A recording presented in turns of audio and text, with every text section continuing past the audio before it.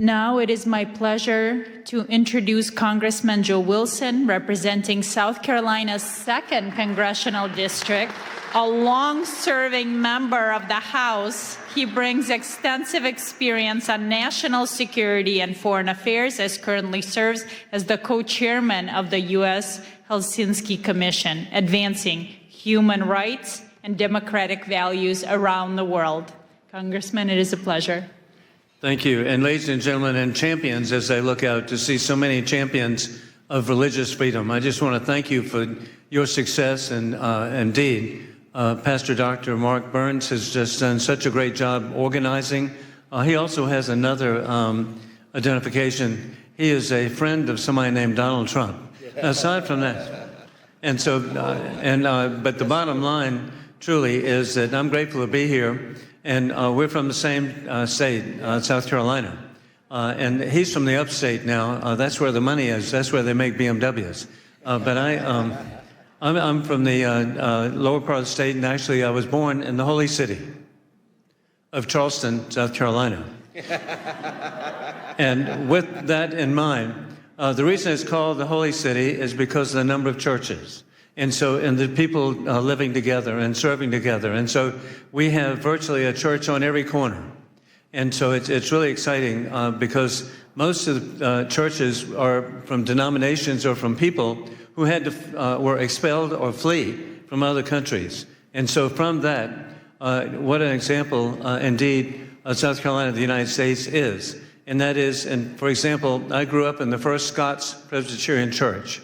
And I want you to visit Charleston, the only church in North America with the seal of the Church of Scotland on the front in stained glass.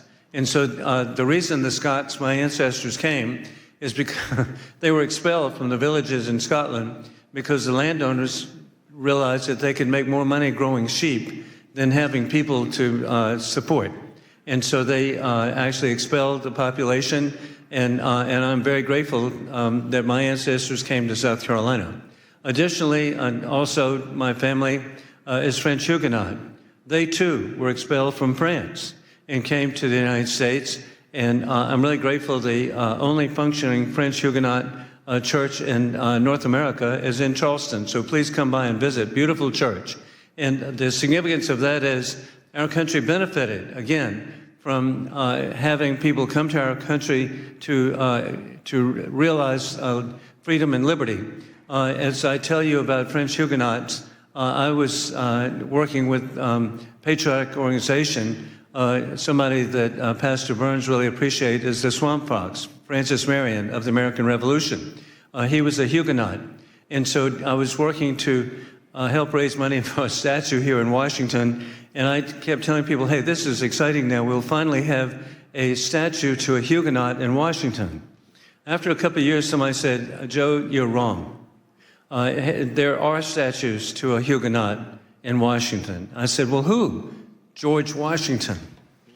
So hey, who would ever imagine putting all this together, that our country indeed has benefited from religious freedom? And then flash forward, I'm really grateful that in Charleston, South Carolina, at the time of the American Revolution, the largest Jewish population in the New World was in Charleston, South Carolina. That was real news to people from New York City. I'm educating them. And also the first provincial constitution to recognize Judaism as a religion was the provincial constitution of South Carolina. The first Jewish American elected official was in the provincial assembly of South Carolina. And the first Jewish American killed in the revolution was in Charleston, South Carolina. So that's the environment I grew up in. And then flash forward, I've really had such a great opportunity to work with so many different communities, and in particular, I've been working with the Hindu community. And as a real estate attorney, I worked with Indian Americans buying hotels and motels in the United States, and particularly in South Carolina. And flash forward, they now have a majority of the hotels are owned by Indian Americans. Additionally, the Indian American community, it's 6 million people, of Hindu faith, a substantial number of Christians now, but they are elected to public office. We know that, Governor Nikki Haley. We're really grateful for the success. And then you can see their success. Who would ever imagine FBI Director Kash Patel? And hey, who would imagine the Second Lady of America, Usha Vance? And so the Indian American community has just been so successful.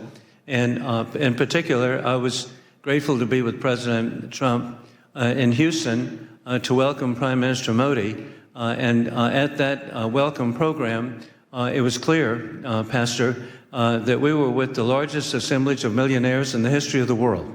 40,000 people were there.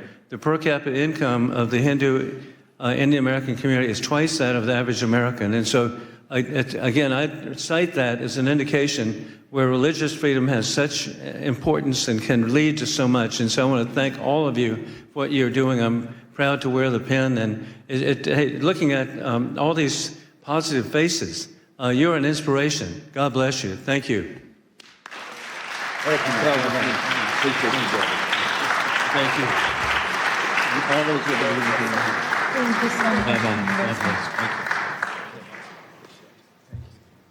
Thank you very much, Congressman, for stopping by. Thank you for your time.